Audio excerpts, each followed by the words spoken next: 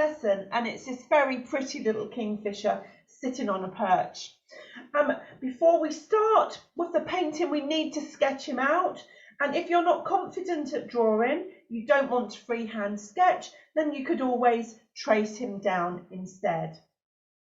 A good tip for that is if you've got a printer and you're using normal photocopy paper, just flip him over, scribble on the back with a soft pencil, flip him back over and draw through, and you'll get the faint impression of your bird down on your page. So normally I would suggest that you sketch in a hard pencil. You don't want your pencil lines to be too dominant at the end when you're finished, so use a HB or a H pencil and you'll get a really good result, and something not too strong. And because I'm in the studio and there's lots of lights for the filming, I'm going to use a 2B pencil so my pencil marks will show up more. The other thing to mention is for these classes, we're just going to be using 3 primary colours, and we're going to be mixing the colours as we need them. So we have phthalo blue, quinacridone magenta, and cadmium yellow mid. You could also use Hansa yellow. Hansa yellow is another good yellow to use as a primary. Okay, let's get started. So I'm going to pop my little bird there where I can see him, and I can copy my sketch. Now when you are copying freehand, have your drawing really close by if you're not confident, and yeah, just have it nearby so you can see, so your eyes aren't going from here to there to see what you're doing. You're literally transferring the drawing inch by inch. You could also grid it out. You could draw a grid over your printout of the bird, a pencil grid on your paper of the same size, or if you want to enlarge or shrink, just adjust the gaps between your lines accordingly, and you can just draw then each box as you go instead of being faced with that scary blank sheet of paper. So I want to generally make sure he fits on the page, so usually I very softly sketch out the basic shapes of his head. So I'm looking at this oval shape here. I'm going to pop that oval on. As I say, this is just about scaling and making sure, and I'm doing this very lightly before I put my permanent marks down, and then coming into that bigger oval for his body.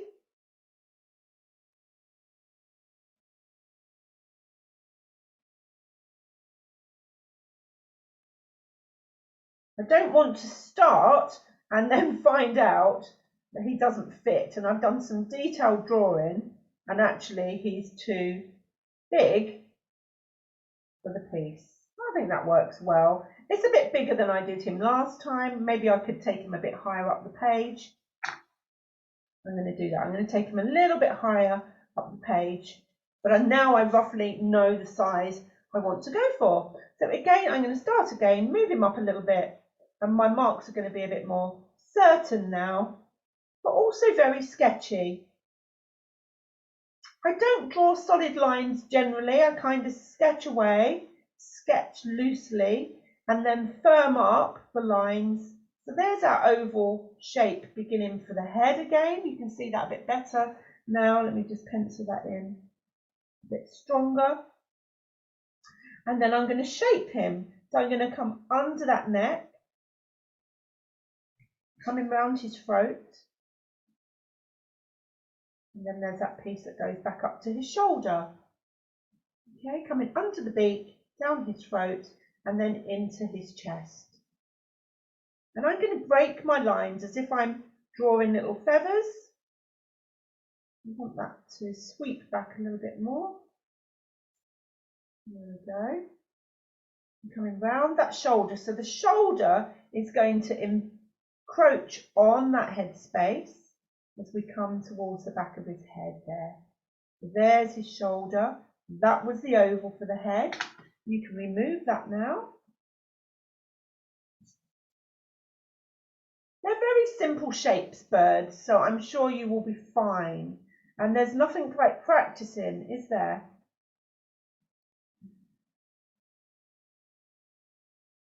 Down, we come down the back, just getting that angle as it swoops round here. And we have the beginnings of our kingfisher. Now I'm just going to shape the plumage up around the neck, come down into the wing, quite long. Coming down, we have his wing shape in place. And when I'm doing this, I'm also looking at the shapes left behind. So I'm looking at the line I'm drawing and also the shape in the orange area. Okay, so I can see that that's not quite the same as I did it last time, but it's close enough. I'm not going to lose sleep over that. There we go. And then look at the width of his breast compared to the wing. The breast is bigger than the wing. Fab, we're nearly done with the drawing. And now I'm going to come back into the neck.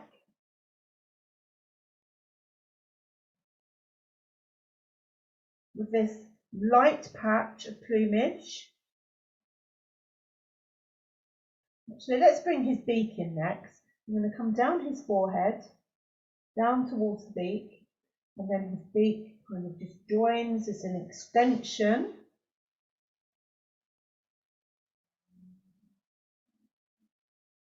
And it's almost, if you want to measure it, his beak from the beginning, which is inside of the side of his face, just beside his eye, to there, is pretty much the same as his head from there to there. So you can use tools. Your pencil is a tool, not only for sketching, but also for measuring. Make sure you've got the proportions right. His beak is a little bit curved underneath, coming into that throat.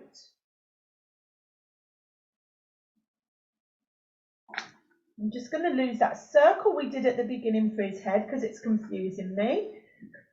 Doesn't take a lot to confuse me.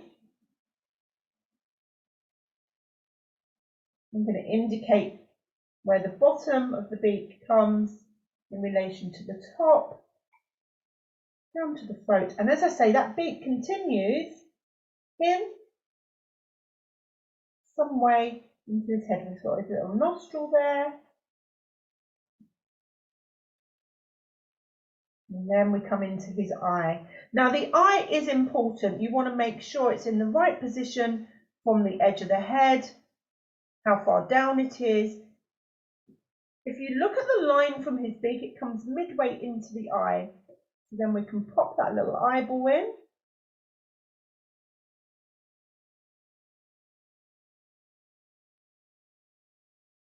Sit back, check that looks right. Then I can finish off the other markings.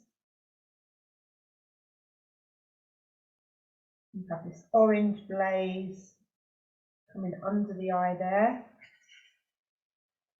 We'll take that light patch a bit higher up. And every single time when you freehand draw, you're not going to get exactly the same result, which I think is refreshing. There we go. And then we have this blue blaze again coming from the shoulder. Look at this shoulder mark. Coming out and up and under his beak. Then we can see we've got that throat shape right. That's depending on if I got it right the first time. Okay. Now hopefully you can see those marks nice and clearly. And then all we have to do is come in to this branch that he's perched on, which cuts right across here under his belly, and we've just got his talons over the branch. So very loosely sketch your branch in.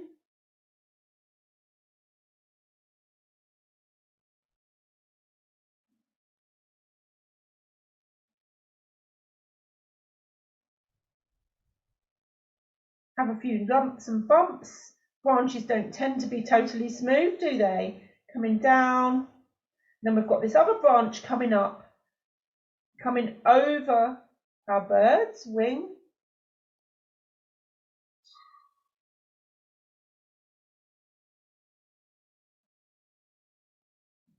Nice and sketchy marks, no long continuous lines. Then all we need to do is put in his feet, which comes from under his bottom there, curls round the branch,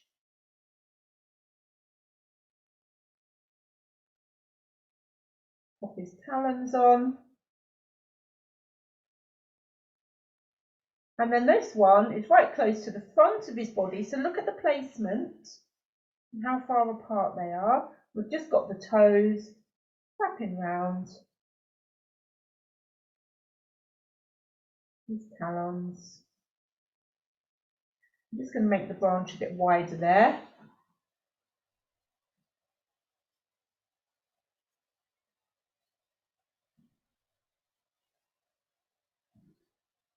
Okay.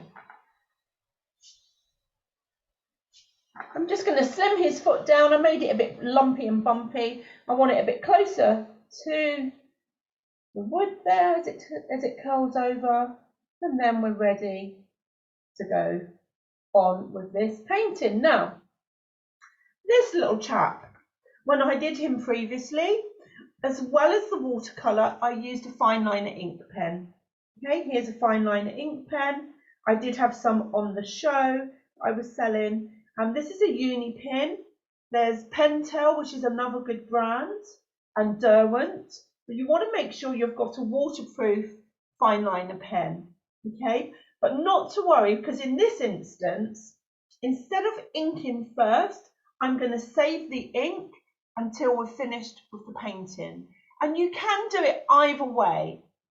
So long as you have a waterproof pen, it's your preference. Generally, when I'm doing less detail with the pen, so I'm just using it for accents in this case, I'll do it at the end.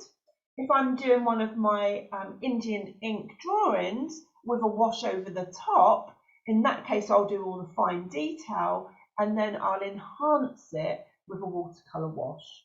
In this instance, we're going to use an ink pen. It is optional, you don't have to, and I'm going to use it right at the end. Okay, so let's get started with some colour. So we're going to start. We're going to do most of our bird using wet and wet techniques. That means we're going to apply some water and then we're going to let the colours bleed together on the surface of our paper. Very exciting. So we're going to start with the breast. I'm just going to take clean water, except for my brush has a bit of red still in it. Doesn't matter. Some clean water on our bird's breast. At least that way you can see where I'm putting it. And you don't want too much that it has big, big puddles. So just spread that water around all the area of yellow and orange in his breast. That's the piece we want to handle first. As I say, if you can see any puddles and tip your board up and have a good look, then just use your brush to soak them up. And then we're going to come into our yellow. And we want to start with our yellow nice and diluted. So add some water to your plate or mixing palette. I've got a little bit, let me just grab some tissue. This is not prepared.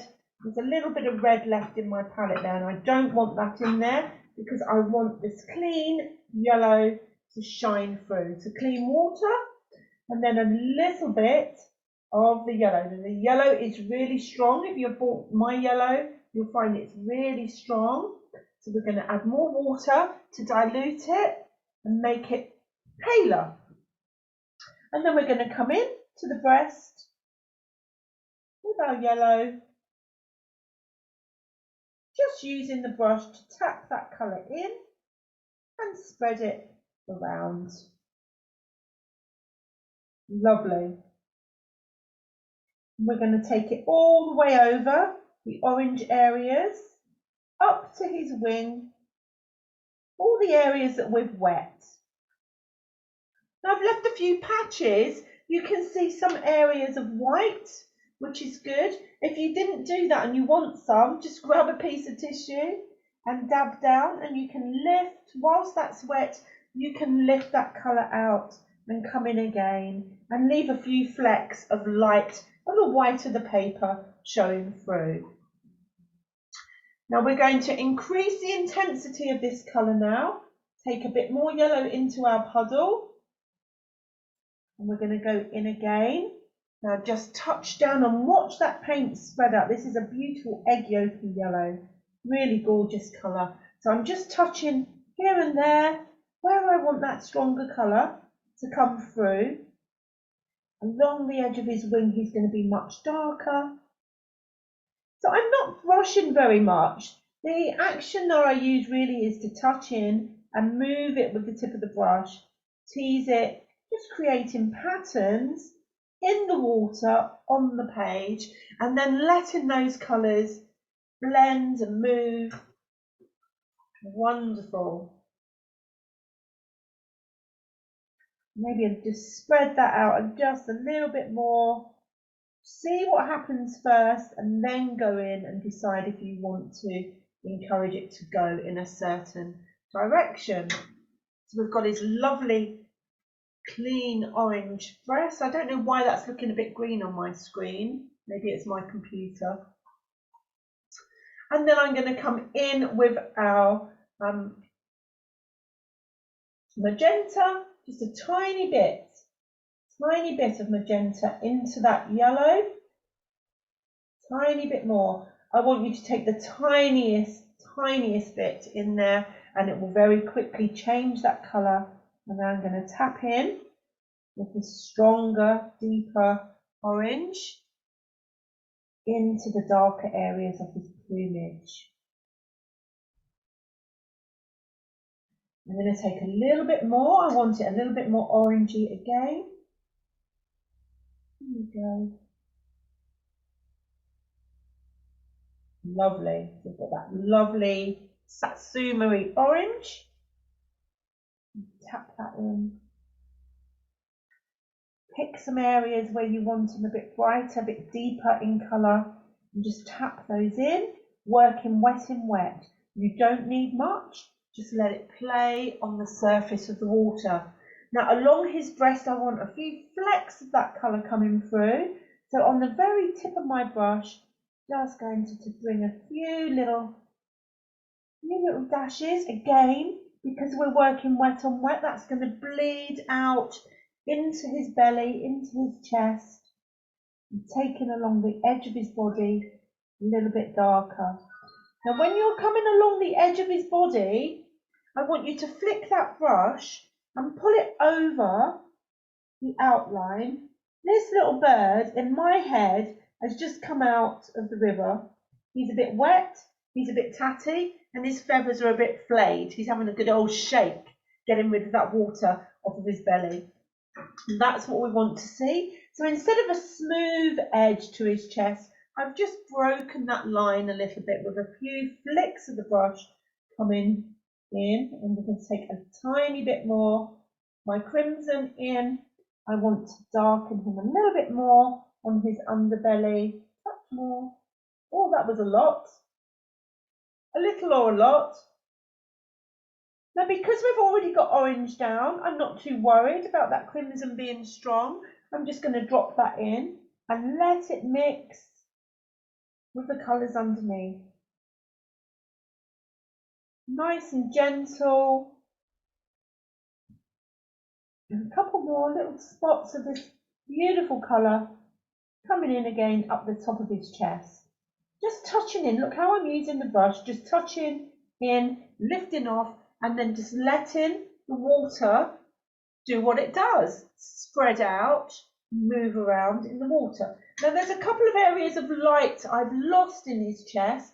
So let me show you what you can do, either with a bit of tissue or with a hungry brush. So clean your brush and dry it thoroughly on your tissue. And then you can come into the wet paint and use it like a sponge to suck up that extra colour and lift out a few highlights in his chest. I got a bit carried away. There's something else we can do, which I'll show you at the end, to bring some light back as well. And we're just lifting out a couple of areas of highlights. Wonderful. Now we need to let this dry back. And remember, watercolours always dry back a bit lighter than when you put them on. And whilst that's drying, we're going to take our attention down to the branch, because if we go to do his wing next, whilst the breast is wet, we're going to get the two colours bleeding together, and we don't want that to happen. So we're going to leave that alone. We're going to come into the branch. And we need to mix up a brown. Okay, so I've got some orange already mixed here, so I've just taken my red and yellow, about equal measure of both. Let me do a little bit more of that. Crimson and my yellow again to make a dark orange. There we are.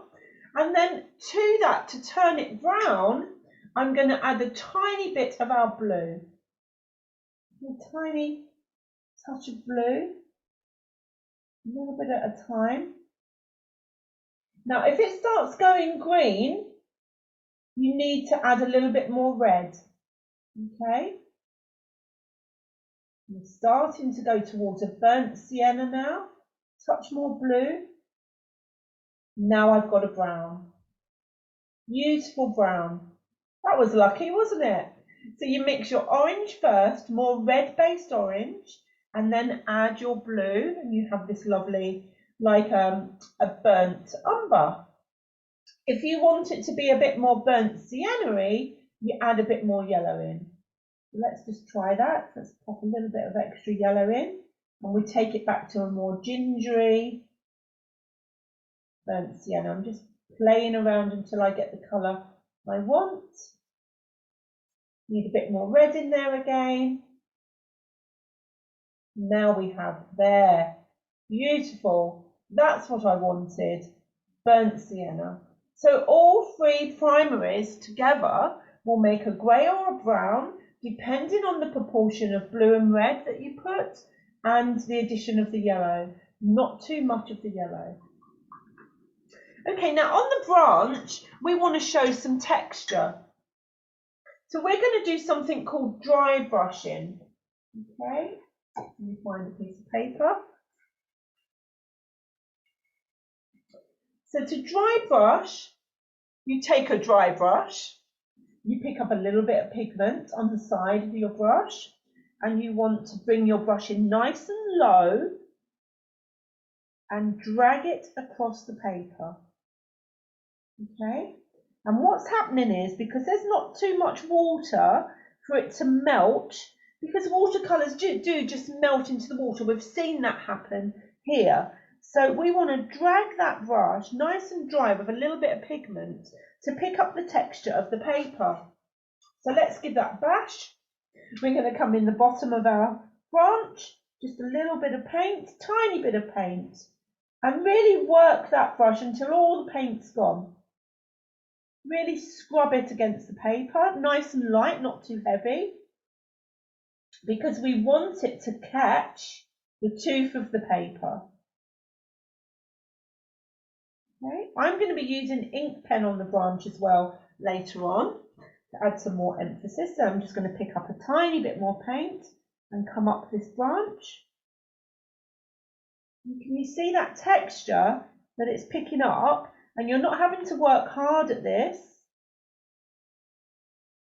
Just tiny amounts of paint. I'm going to add a bit more yellow to take it a bit more tan coloured. Before I do that, let me just come under the branch, because obviously the branch is being affected by light, and generally the sun shines in the sky and the underside of the branch will be darker. So I'm just adding a little bit more of that brown, dry brushing into the underside of the branch there. So I'm still getting the texture, picking up a little bit more pigment along that edge, just a little bit, just to make it a touch darker, and not everywhere, just do it in places. Now I want to take my brown a bit more yellowy, I'm going to take a little bit of yellow. Be careful with the yellow, it's very strong, it will change it quickly. Now we have more of the ginger colour coming through. I want a little bit more, just a tiny bit at a time as you're playing with your colours. And then again, dry your brush off. Come in with this lighter colour. Is that light enough? I want it a bit lighter. A bit more yellow. There we go. It's more like a yellow ochre now. Come into that. Dry your brush. Pick up a tiny bit of the pigment and dry brush along the top side this time of your branch. And all the while we're doing that, just try and avoid his toes.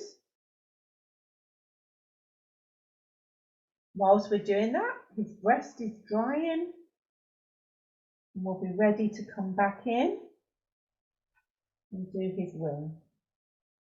Less is more on the branch. Keep it gappy, you know what I mean? Keep it loose. Don't go too heavy with your paint. Dry brush, leaving the paper to show through.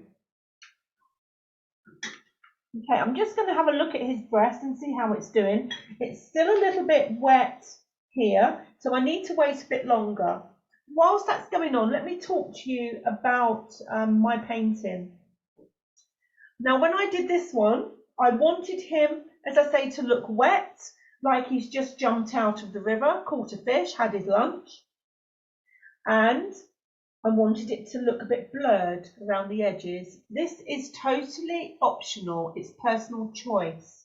When I paint this bird, I'm going to show you how to achieve that soft, blurred out, splashy water look, okay? But you don't have to do it. I'll point out the bits where you can opt not to do it. Whilst we're finishing waiting for that to dry, there's a bit I just missed that just popped into my head. And that's that little flash of orange beside his face there. So I'm just going to come in with my yellow up around the eye and a little mark near the beak.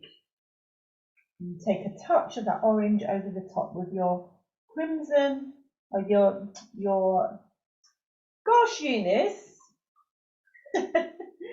magenta. I have to say the full name in my head for my head to twig what I'm talking about. My magenta, a little bit of magenta coming in there to give it that orange hue, bit of colour flash along his face.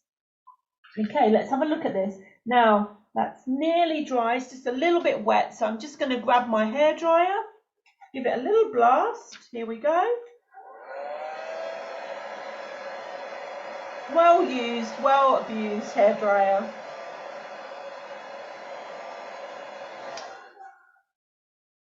Fabulous. Okay, now we're going to go on to our blues. So I'm just going to clean out my palette, make some room.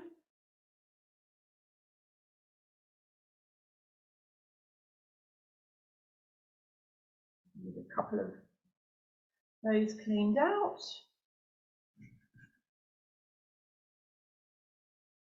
Okay, and squeeze out a bit of this beautiful, gorgeous phthalo blue.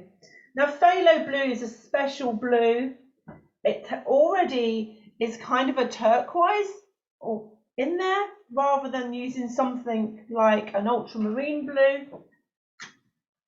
So let me just show you what we're going to do. So we're going to add some water to our mixing palette. Let me bring that down into shot. We're going to add a bit of that blue, tiny bit of that blue into the water and paint it down. So that's the lighter colour that we're going to use, just a little bit more. You kind of want your puddle to be like a Ribena, a weak Ribena. There we go. It's a beautiful turquoisey blue. And then obviously to take it darker, we'll add more pigment to our puddle. You've got the extremes there of the light and the dark blue. So it's all about water control. And if you want it a bit more greeny, you could add some yellow in, just a tiny amount. Always go easy with that yellow. And you'll very quickly take it, you need a bit more blue to balance that out. With just a hint of yellow, you'll take it to this turquoisey, really good for doing oceans. I don't know why I'm showing you this, but not relevant for our bird, but just to show you how versatile phthalo blue can be. So clean my brush out. And we're going to work wet in wet again on his wing and his head. Clean water over his back, down his wing. Remember, not too much, just enough to give it a nice shine to the paper. Coming around that white flash in his face. And I'm going to come under his cheek here. That little flash of blue under the orange. Okay, spread that around nice and evenly. I need to remove that turquoise that I made now. There we go.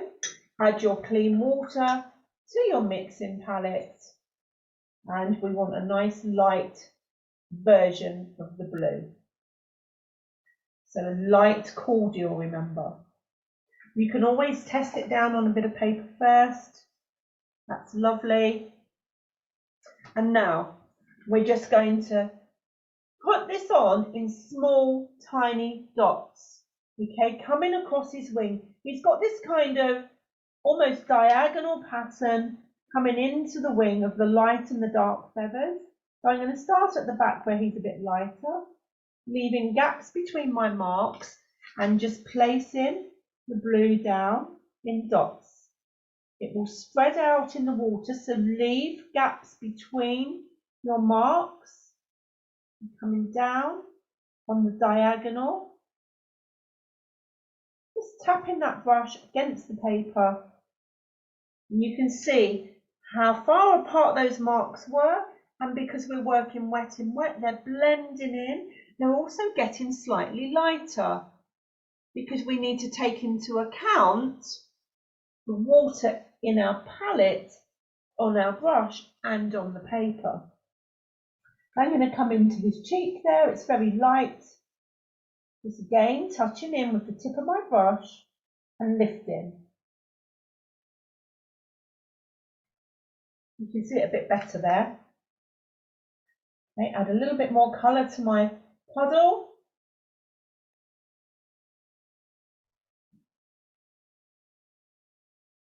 Now I'm going to darken it much more. I'm just looking back to see if I need to put any more of the lighter colour in. I'm just going to go again. Now each time you come back to the painting, remember your paper will be getting drier.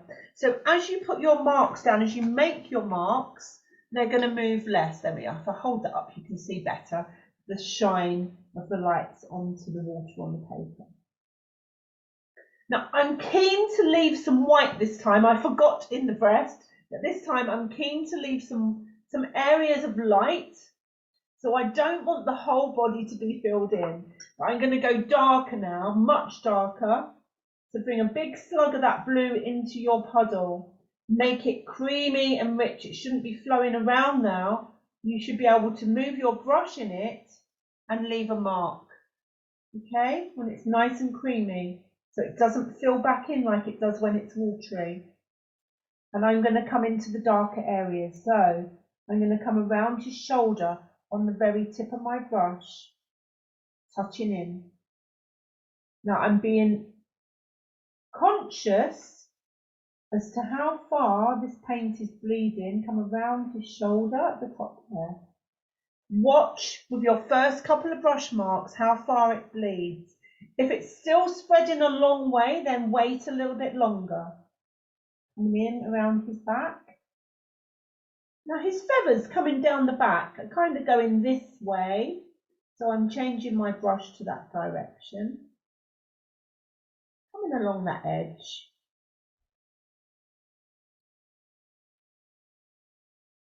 And then back into the plumage. And I'm going to go in, just using the shape of the end of the brush to follow that diagonal again.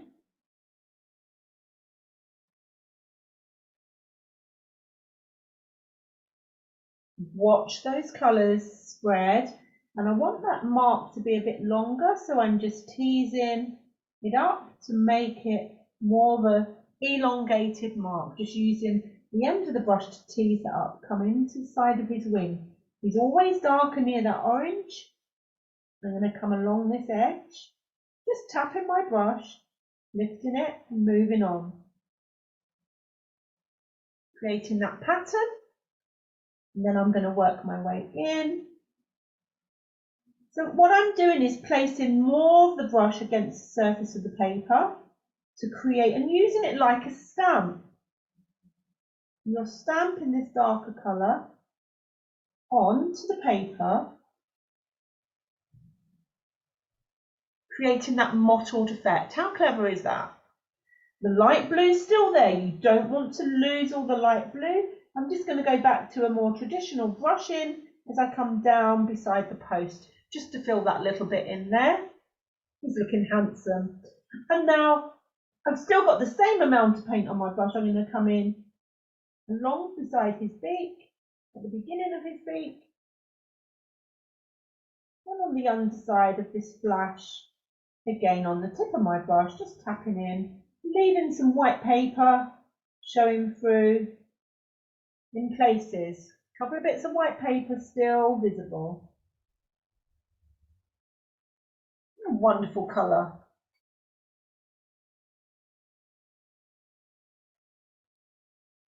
Just decide now if you want to add any more of that dark blue where you want it. But each time you're just tapping into the surface to get that look of plumage. Okay. Now if you want him to look a bit more feathery, I want you to spin your brush around and just drag the end of your brush through the puddles of colour. Okay? Just very gently touch into the surface and flick. You just get that look of feathers. Really nice, easy trick to do. It could be the end of a brush, it could be a bamboo dip pen, that would work too. Just come in and scratch. And I'm also going to scratch along the edge. I'm going to bring those hairs, those feathers out to the side. Just a few messy feathers flicking out. Okay, now comes the optional bit, this watery look to our bird. So what I'm going to do, and if you don't want this look, stop now. I'm going to take clean water. I'm going to decide where I want that splash to be. Let me just move my palette and turn them around so I get a better angle. I'm going to come here between the wood and the bird with clean water, and I'm going to creep up on that wet paint and then just nudge in to the paint and let it flow out. It will naturally come out. Watercolour is very obedient like that. It loves water and it will follow. Wherever you put water, it will follow. Let me do it up here. Bit of clean water, coming in and then touch into the wet paint. If it started to dry on you, just give it a little nudge and encourage it to bleed out.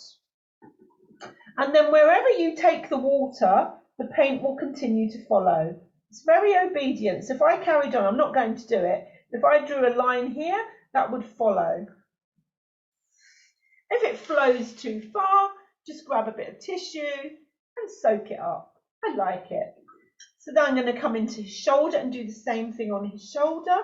So coming in, creeping up towards, just remember where you start is wherever the water is, the paint is going to follow. And it just softens that edge and gives you that splashy look out to the side. We're going to add splashes at the end as well, but this is just a really nice effect. I'm going to do a little bit more just here. Fabulous. I like it. I think it gives a liveliness and an energy. Add in a bit more water. See, wherever I put that water, it's following. If you want to stop it in its tracks, you can either use your tissue or a dry brush and come in and soak it up. Bit more water there. I'm just going to dab that up. My water's not very clean. I'm going to have to go and change it in a minute. There we go. Just dab some of that off. Fabulous. So we're going to go up to his head and repeat that process, wet into wet again, over the other side of the orange and up into his head and down towards his beak. Let that dry back this time a little while. Clean brush as well helps. Now we're going to do what we did before. I'm going to water down this blue. You can water down just one side of your well. And then let's see how far this is spreading. I want it to spread less. When you want the paint to spread less, use less water on your brush, okay? We've got enough water in there. You don't need additional water on the brush. I'm going to wait another couple of seconds for this to dry off a bit. Give it a little encouragement. Let's start at the back of his head where he's got more of a block of colour. Again, just tapping in. And as we come up his head, we want more gaps in our marks to create that mottled look. And his feathers are almost like soldiers in a line across the top of his head. I'm just waiting a bit longer. That's still a bit too wet. Let's come down his beak instead.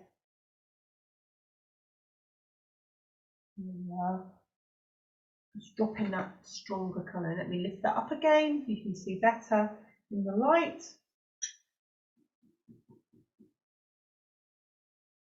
Now I'm going to take my dark blue down the back of the head there.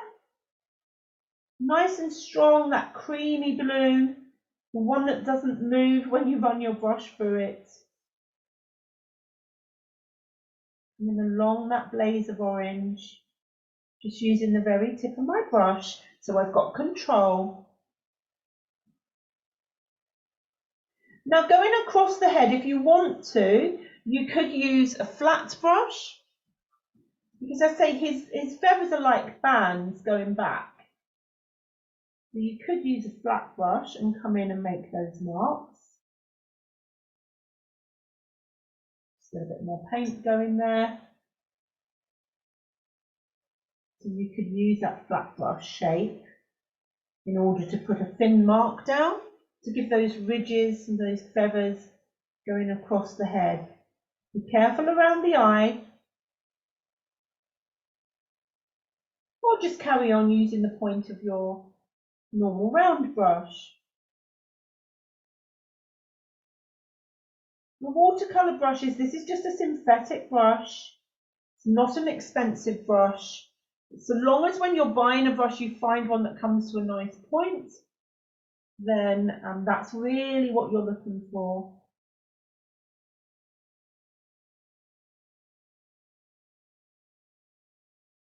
Bit more colour towards the top of the head. And then I'm just going to take a bit of water just to spread that out a little bit, because I've gone from one extreme to another where it was too wet and now it's not moved enough. There we go.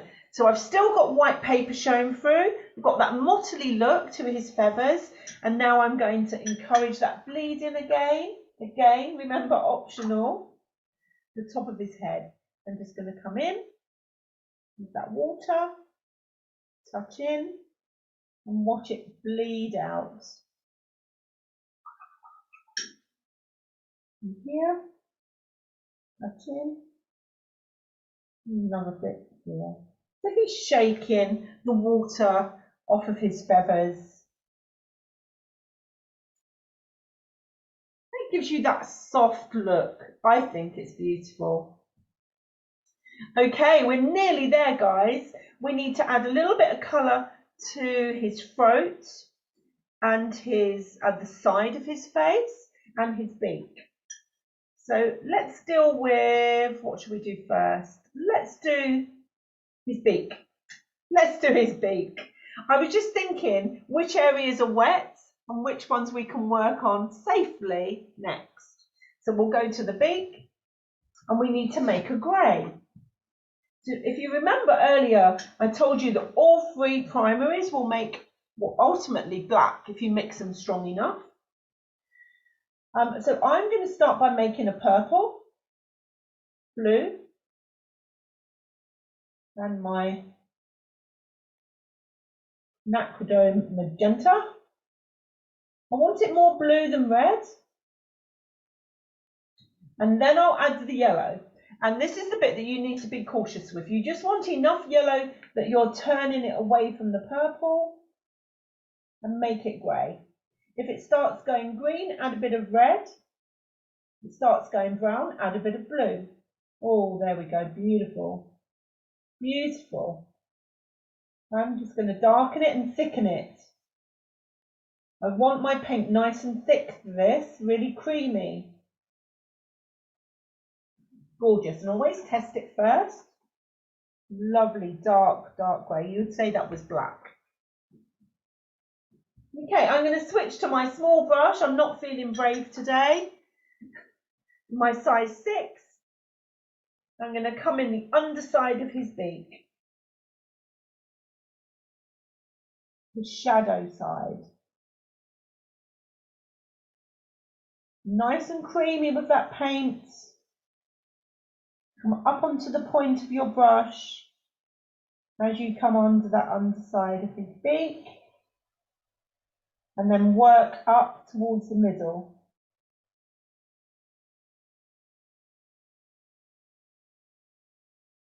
Fab.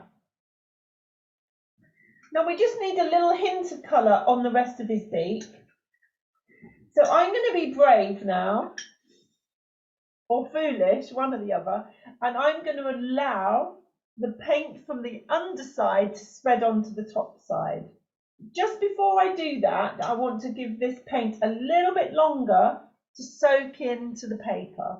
So let's do his eye next. We've got this lovely black mixed up. I'm going to make that a bit creamier again. Really creamy and strong. Don't need to add any more yellow to that. Do I? Yeah, a little bit of yellow. Fabulous.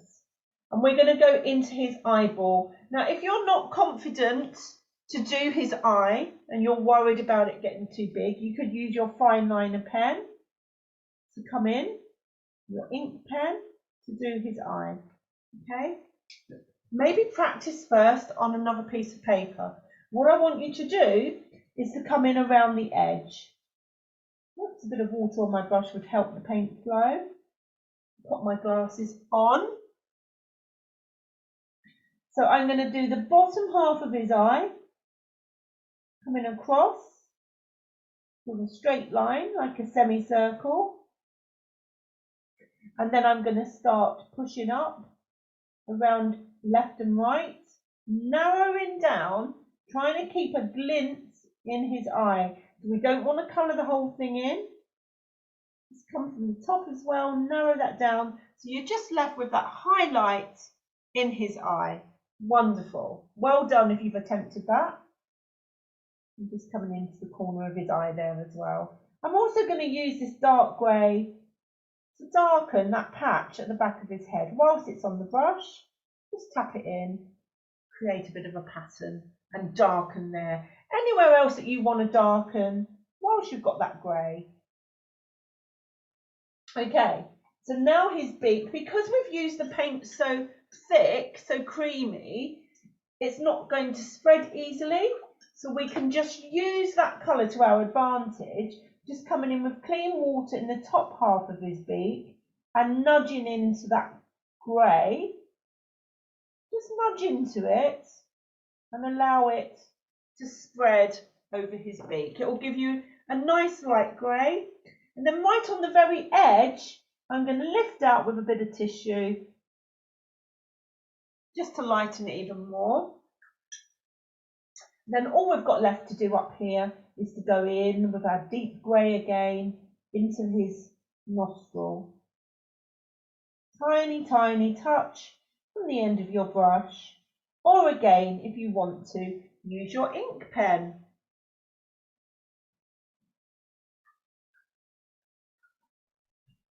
I love kingfishers. I've never seen one in the wild. I live in Northamptonshire and there's quite a few along the riverbanks, but I've never got to see one. Mind you, they are tiny, aren't they? Right, so a little tiny hint of colour now into the side of our kingfisher's face. So I'm just going to take this orange that I had earlier. Here's our orange. And remember, when you want to calm that down, you add a little bit of blue to neutralise it, and it takes us back to a brown.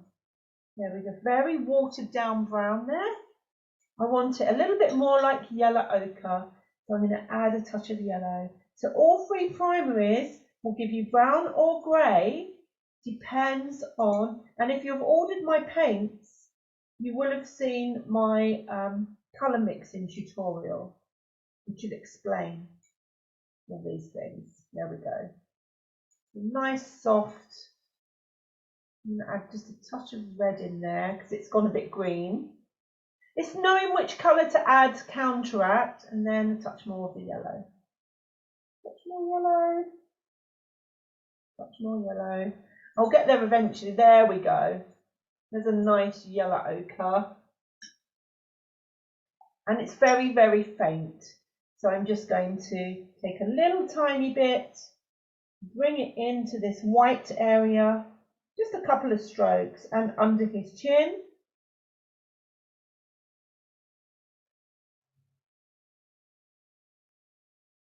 I'm not filling the paper, I'm leaving some white. I'm just spreading that colour out. Keep it really light. Just a hint of colour. Let me lift that up. Can you see there? A hint of colour. And take it a little bit darker under his beak and let it bleed out. I'll do this so that you can see the colour a bit better.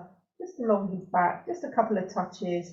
And because I've already spread the colour out underneath, it's just going to melt into the lightness of that blaze on the side of his face. So what have we got left to do? We've got his little toes. I knew there was another reason for that dark grey. So let's take our quinacridone magenta, which is a pink-based red. You can see that lovely pink there. There's a little bit of blue in my palette that's mixed in, so it's gone a bit purpley. I'm going to add a tiny bit of yellow.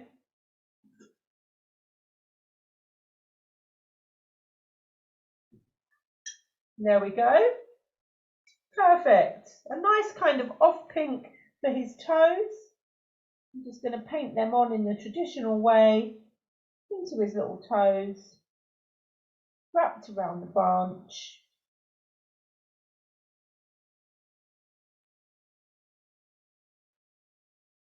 We're going to emphasise this with the ink pen. If you decide to go for the ink pen, we're going to make his feet stand out more with that.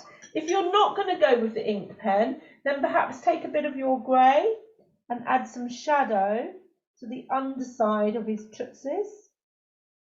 So I'm going on the right hand side of his toes with my dark grey, just to give a bit of definition, a bit of shadow, and then carry on with your dark grey into his talons,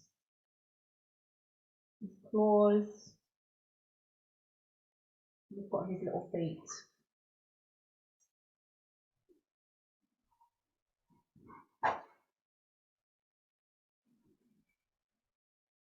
Nice flesh colour. So we're nearly there. He looks done.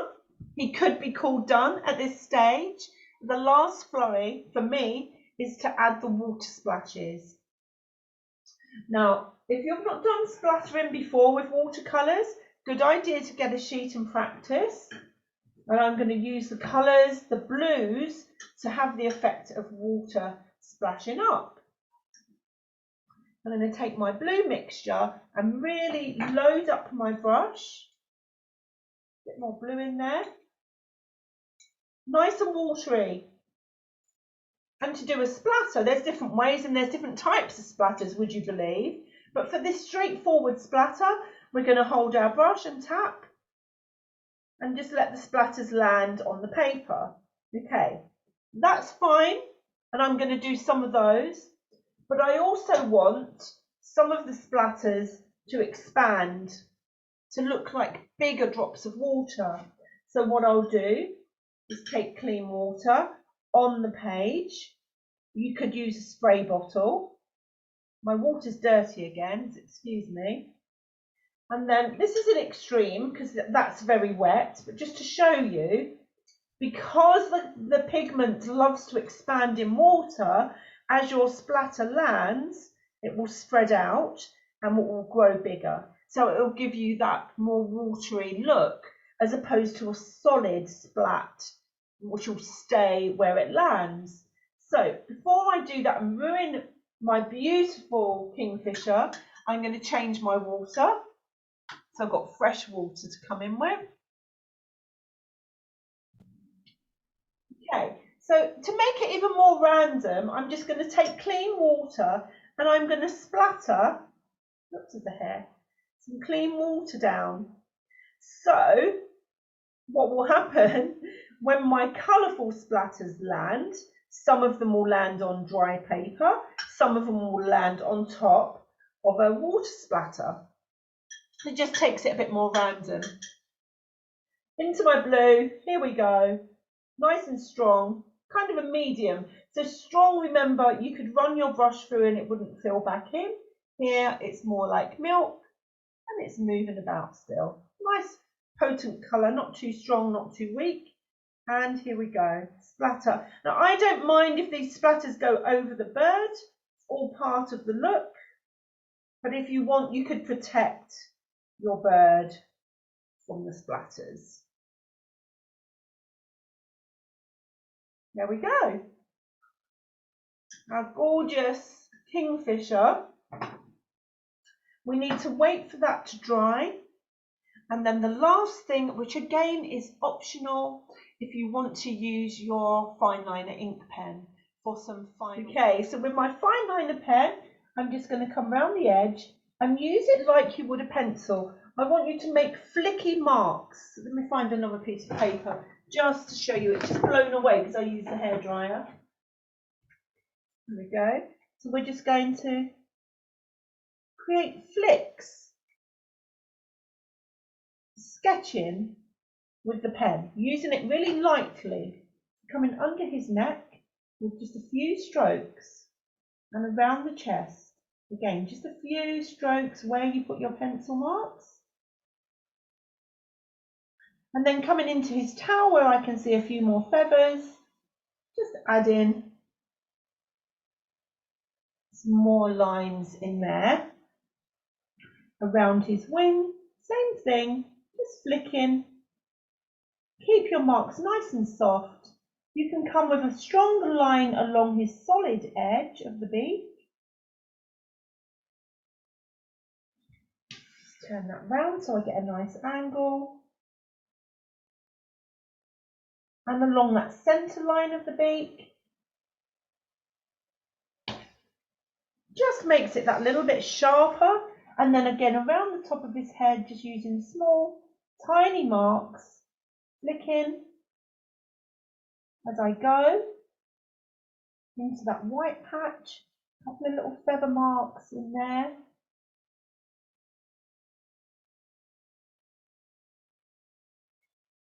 And then on down his back. Very sporadic, leave them well spaced. That's all I'm going to add, maybe just a couple in that white patch there and coming around his chest, just a couple. And then our wood, going to come along the bottom of the wood. Again, not a solid line, breaking it up.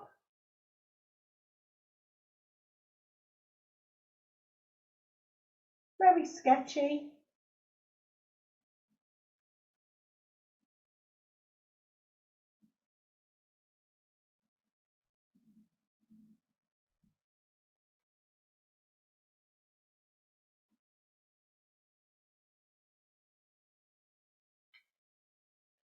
And then in the shadow side of the wood, if you want to add more emphasis to the dark, oops, I've forgotten his toes.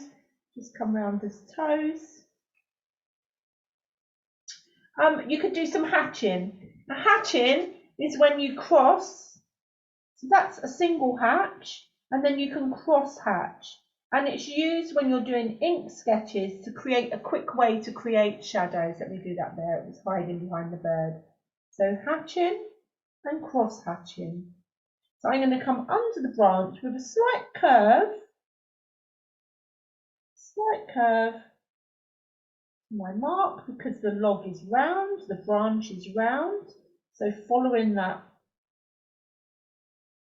round branch.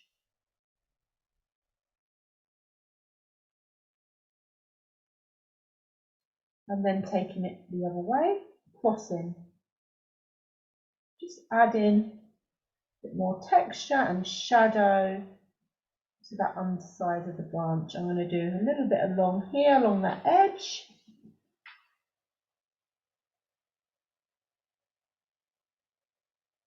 And there we have our wonderful little tiny woodpecker. That's another class. Kingfisher.